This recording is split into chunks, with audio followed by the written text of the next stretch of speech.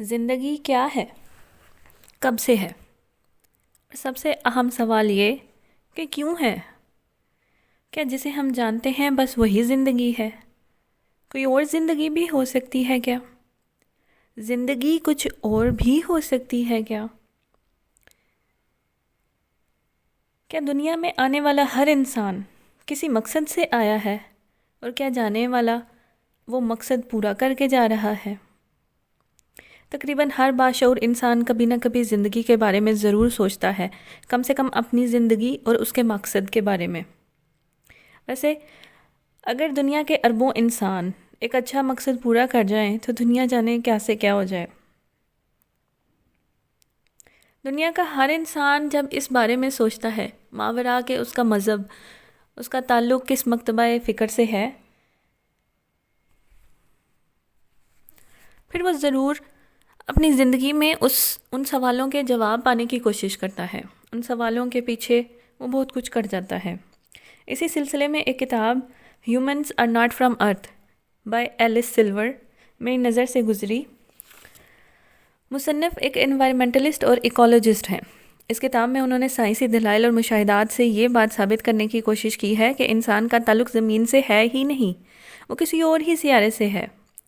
یوں لگتا ہے جیسے انسان کسی اور سیارے کا باسی تھا، وہاں جہاں پر وہ پرتعیش زندگی گزار رہا تھا، جہاں ایک بادشاہ کی سی حیثیت تھی، جہاں اتنی لگژریس زندگی تھی کہ جتنی ابھی زمین پر بھی ممکن نہیں۔ پھر شاید انسان نے کوئی غلطی کی اور سزا کے طور پر ایلینز انسان کو پریزن پلانٹ پر چھوڑ گئے۔ جی بالکل، مصنف نے زمین کو جو ہے وہ جیل خانہ کہا ہے، دا پریزن پلانٹ۔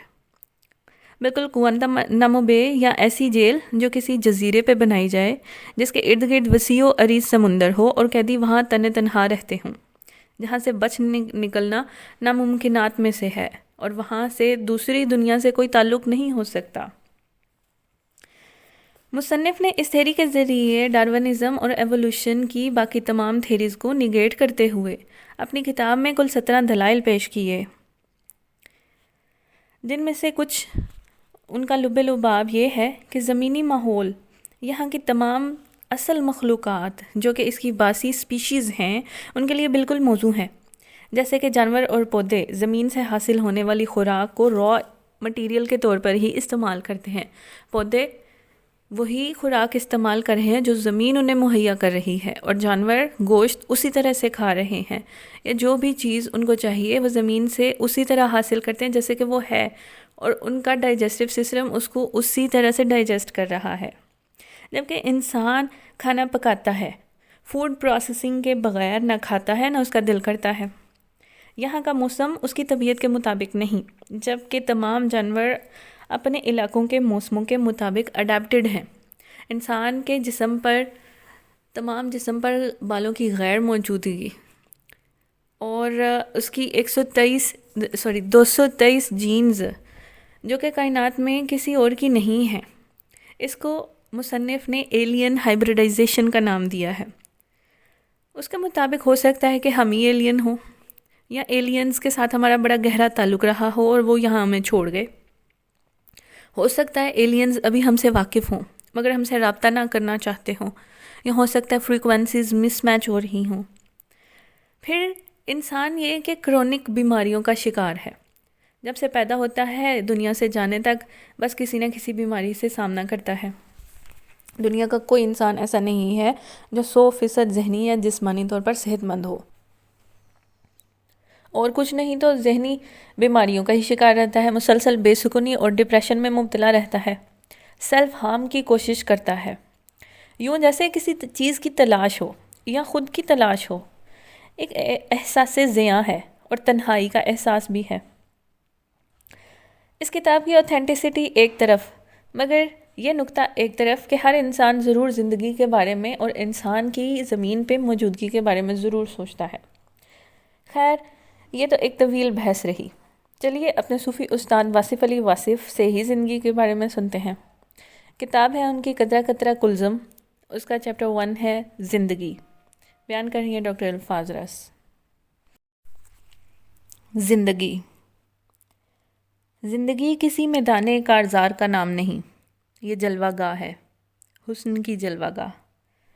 یہ ایک بارونق بازار ہے جس میں سے خریدار گزرتا ہے، وہ خریداری کرتا ہے اور اس کا سرمایہ ختم ہو جاتا ہے، اور پھر تعجب کی بات یہ ہے کہ اس کی خریداری بھی دھری کی دھری رہ جاتی ہے۔ وہ خالی ہاتھ واپس لوٹتا ہے۔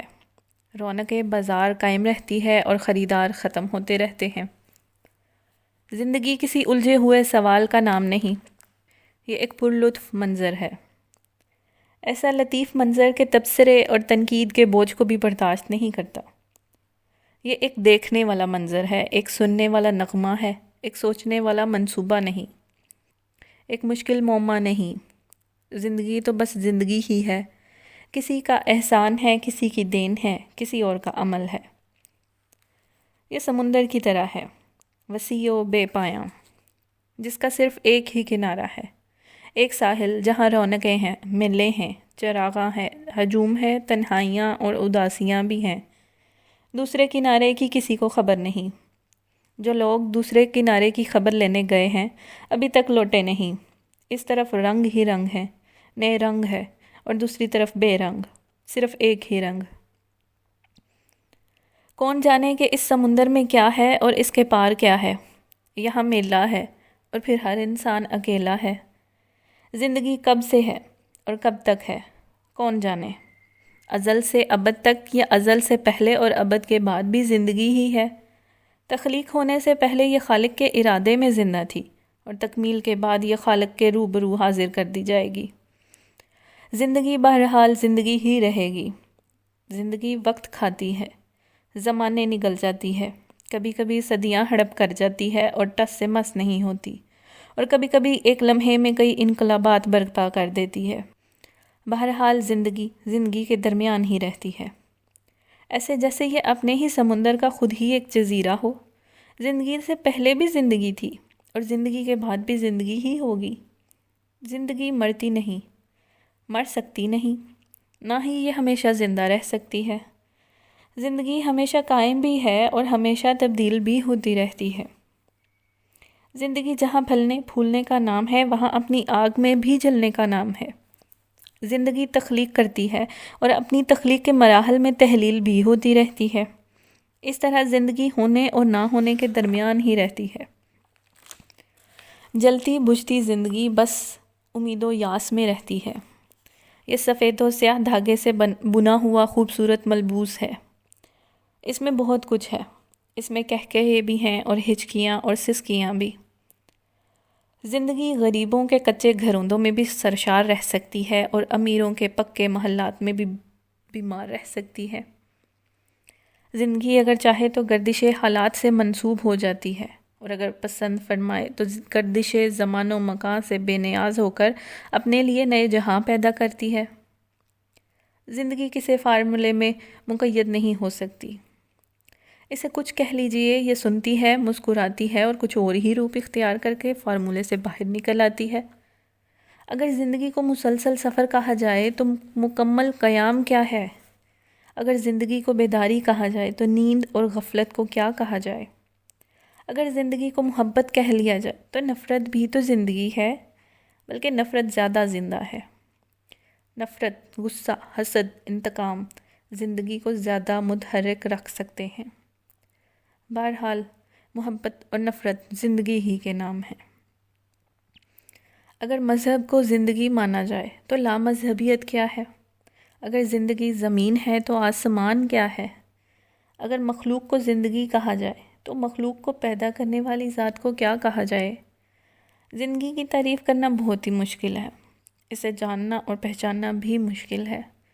یہ ایک راز ہے، ایسا راز کہ جس نے راز جان لیا وہ مر گیا، اور جو نہ جان سکا وہ مارا گیا۔ زندگی تلاش میں ہے۔ کس کی تلاش؟ زندگی اسے تلاش کرتی ہے جو زندگی کو تلاش کرتا ہے۔ زندگی موت کے تعاقب میں ہے اور موت زندگی کے پیچھے آ رہی ہے۔ دونوں کی تلاش میں ہیں۔ جب تک دونوں میں سے ایک ختم نہیں ہوتا یہ کھیل جاری رہتا ہے، یعنی نور اور ظلمات کا کھیل، ہونے اور نہ ہونے کا کھیل، ماننے اور نہ ماننے کا کھیل، دن اور رات کا کھیل۔ زندگی کے دامن میں بے شمار اور بے پناہ نعمتیں ہیں۔ اس میں خواہشیں ہیں، حسرتیں ہیں، امیدیں ہیں، مایوسیاں ہیں، صداقتیں ہیں، دھوکے ہیں، میلے ہیں اور تنہائیاں ہیں۔ زندگی سمندر ہے، اپنے بادلوں کو نامعلوم سفر پر روانہ کرنے والا، انہیں الوداع کہنے والا، اور پھر یہی سمندر اپنے مسافروں کو، اپنے دریاؤں کو خوش آمدید کہنے والا بھی ہے۔ زندگی سے زندگی نکل رہی ہے، زندگی میں زندگی شامل ہو رہی ہے، زندگی سے زندگی جدا ہو رہی ہے، زندگی سے زندگی واصل ہو رہی ہے۔ دراصل زندگی تو زندگی ہے، فراق و وصال سے بہت بلند، حاصل و محرومی سے بہت بے نیاز، اپنے اندر ہونے والی تبدیلیوں سے باخبر لیکن غیر متاثر۔ زندگی بہت پرانی ہے، بہت قدیم ہے، بہت بوڑھی ہے، لیکن یہی زندگی بہت نئی ہے، بہت جدید ہے اور بہت جوان۔ ہر قدیم کبھی جدید تھا اور ہر جدید کبھی قدیم ہوگا۔ یوں یہ زندگی بیک وقت قدیم اور جدید ہے، پرانے شہر اور نئے انسان، پرانے انسان اور نئے شہر۔ آج کا انسان پرانے کھنڈرات میں خوش رہتا ہے، یہ دیکھنا چاہتا ہے کہ وہ لوگ کون تھے جو اس کھنڈر میں کبھی آباد تھے۔ یہ کھنڈر کسی زمانے میں محلات تھے۔ یہ نیا انسان پرانی کائنات کو دریافت کرنے نکلا ہے، وہ اسے ترقی کہتا ہے۔ یہ عجیب بات ہے کہ آج کا انسان آج بھی پرانی طرز پر پیدا ہوتا ہے، پرانے مصنفین کو پڑھتا ہے اور نئے علم کا اظہار کرتا ہے۔ نئی بات کیا ہے؟ پرانے چہرے ہیں، پرانی آنکھیں ہیں، پرانے آنسو ہیں، وہی کچھ ہے جو تھا۔ اور پھر نئے انسان کے لیے پرانی منزل، پرانے قبرستان، یہ سب باتیں سمجھ میں نہیں آ سکتی۔ یہ سب زندگی ہے، بارات بھی زندگی اور جنازہ بھی زندگی، سمجھنا مشکل ہے۔